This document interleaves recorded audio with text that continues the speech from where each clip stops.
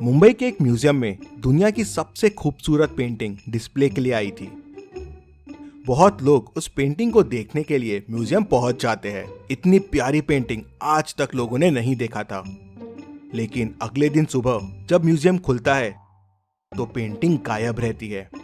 Museum का owner case solve करने के लिए डिटेक्टिव मेहुल को बुला लेता है।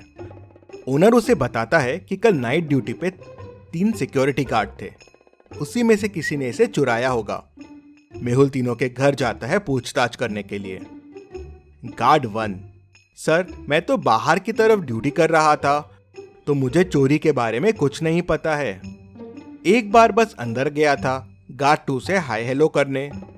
गार्ड 2: सर, मैं तो अंदर ड्यूटी कर रहा था, लेकिन मैंने पेंटिंग पे ध्यान ही नहीं दिया, तो मुझे पता ही नहीं चला कि पेंटिंग कब चोरी हो गई। गार्ड 3: सर, मैं तो बाहर ड्यूटी कर रहा था, एक बार बस अंदर गया था वॉशरूम के लिए। मेहुल तुरंत समझ जाता है कि चोरी किसने की है, कैसे। क्या आप सोच के देख के बता सकते हैं? चाहिए तो आप वीडियो को रिपीट कर सकते हैं।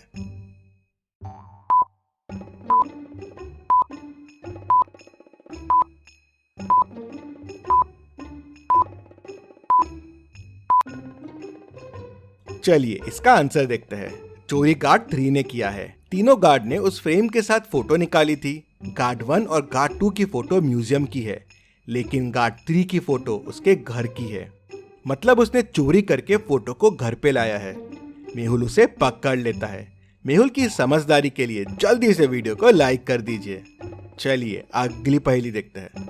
रोहित डिटेक्टिव मेहुल को फोन करता है और बताता है कि उसके घर पे चोरी हो गई है। मेहुल तुरंत उसके घर पहुंच जाता है। मेहुल देखता है कि घर के दरवाजे का लॉक टूटा हुआ नहीं है, तो रोहित उसे बताता है कि चोरों ने छुपाई हुई चाबी से लॉक खोला और चोरी करके भाग गए। मैंने कुछ महीने पहले ये बड़े वाले स्टोन के नीचे एक चाबी छुपाई थी। शायद चोरों को इसके बारे में पता चल गया होगा, चाबी निकाली और चोरी कर ली। मेहुल समझ जाता है कि रोहित झूठ बोल रहा है। क्यों? ऐसा क्यों लगा मेहुल को? क्या आप सोच के बता सकते हैं? सोचिए और जल्दी से मुझे आपका आंसर कमेंट करके बताइए।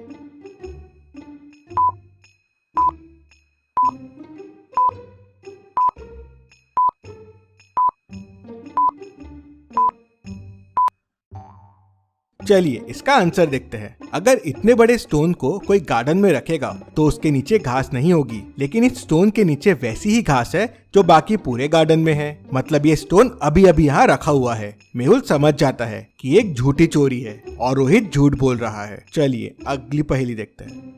मैडम क्लास में पढ़ा रही होती है, तभी उन्हें खर्राटे लेने की आवाज आती है। मैडम पलट के देखती है तो सारे बच्चों की आंखें खुली हुई होती है। मैडम फिर पढ़ाने लगती है, लेकिन उन्हें वापस खर्राटों की आवाज आती है। मैडम पलट के बच्चों को देखने लगती है और समझ जाती है कि चारों में कोई सो रहा है, पर आंखें तो चारों की खुली है। फिर कौन सो रहा है? क्या आप ध्यान से देख के बता सकते हैं? सोचिए और मुझे आपका आंसर कमेंट करके बताइए।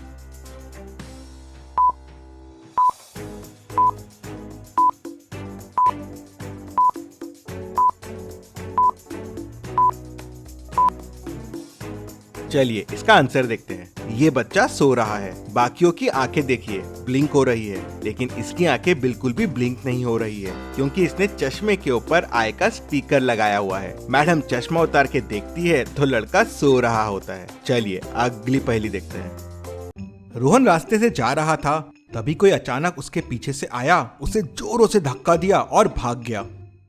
रोहन उसको अच्छे से देख नहीं पाया। मेहुल वहीं पास में खड़ा था तो तुरंत उसके पास पहुंच जाता है। वो मेहुल को बताता है कि मैं उसे अच्छे से देख नहीं पाया, लेकिन वो यहाँ से सीधा भागा है। उसने एक हैट पहनी हुई थी, सनग्लासेस लगाए हुए थे, शूज पहने हुए थे और जैकेट पहना था। मेहुल उस आदमी को पकड़ने के लिए उसी डायरेक्शन में दौड़ने लगता है और एक कॉफी हाउस के सामने पहुंच जाता है।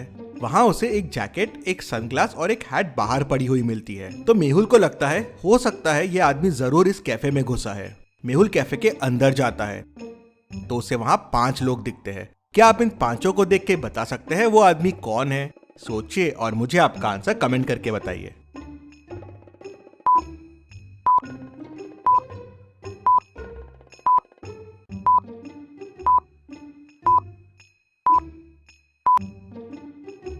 चलिए इसका आंसर देखते हैं। पहले वाले ने जैकेट पहना हुआ है तो ये तो नहीं हो सकता।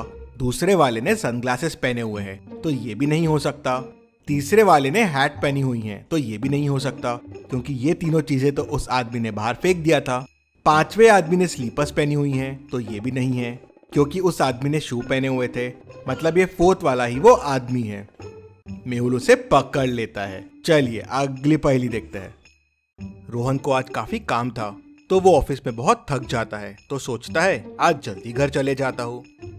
ये सोच के वो जल्दी घर आ जाता है। घर आने के बाद वो डोरबेल बजाना शुरू करता है। काफी बार बजाता है, लेकिन सीमा डोर नहीं खोलती है। फिर सीमा डोर खोलती है।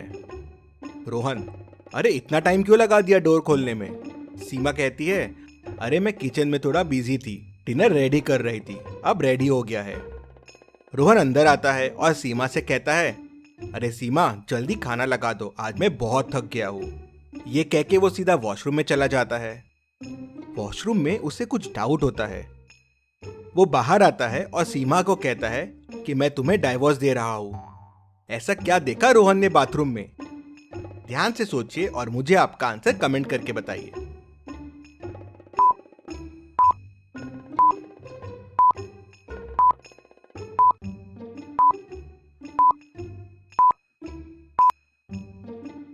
चलिए इसका आंसर देखते हैं। बाथरूम के मिरर को ध्यान से देखिए। पूरे मिरर में पानी के वेपर्स है, मतलब अभी अभी कोई बाथरूम में नहा रहा था। लेकिन सीमा ने कहा वो तो किचन में थी, तो बाथरूम में कौन था? मतलब वो झूठ बोल रही थी। घर में उसके अलावा कोई और भी था, इसलिए रोहन ने उसे डाइवोर्स दे दिया। चलिए अगली पहेली देखते हैं। इस एंजल को ध्यान से देखिए।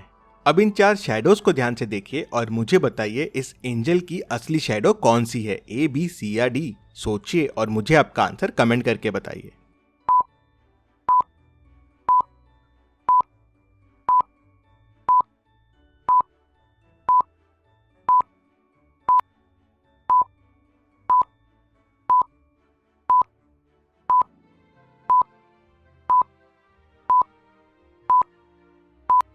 चलिए इसका आंसर देखते हैं।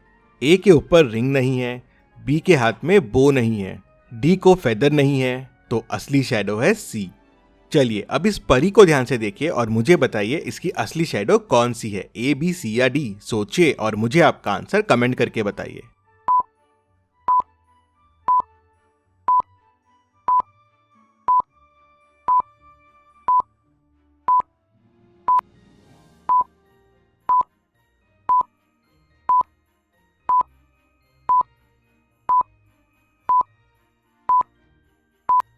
बी को पर नहीं है, ए के ऊपर फ्लावर्स नहीं है और डी के तो पैर ही अलग है, तो असली शैडो है सी।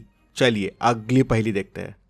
रौनक एक लड़की से चैट कर रहा था। दोनों के बीच काफी बातें होती है और फिर दोनों एक कॉफी हाउस में मिलने का प्लान करते हैं। लड़की उसे कहती है कि मैं ये लाल रंग का हेयर क्लिप लगा के आऊंगी। रौनक कॉफी शॉप पहुंच जाता है, लेकिन कॉफी शॉप में ऐसी 3 लड़कियां बैठी होती है जिसने सेम रेड कलर का क्लिप लगाया होता है। अब आप सोचिए और मुझे बताइए कि रौनक की डेट इसमें कौन है? सोचिए और मुझे आपका आंसर कमेंट करके बताएं।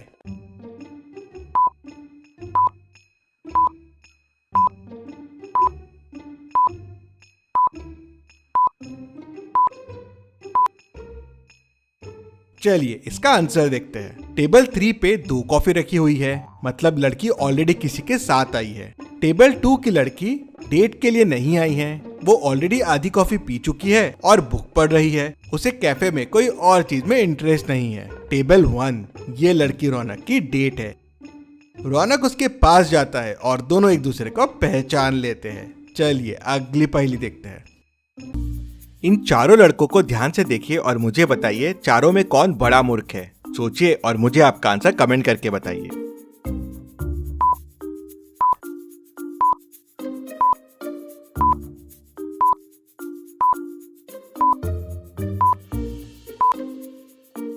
मुझे तो ये चारों मूर्ख लगते हैं। पहला वाला जिस लकड़ी पे बैठा है उसे ही काट रहा है, दूसरा काट बराबर रहा है लेकिन वो पीछे देख नहीं सकता कि कोई और भी लकड़ी काट रहा है, कि वो भी गिरने वाला है। तीसरा भी जिस तरफ बैठा है उसी तरफ की लकड़ी काट रहा है और चौथे को दिख रहा है कि तीसरा वहां बैठा है फिर भी लकड़ी काट रहा है।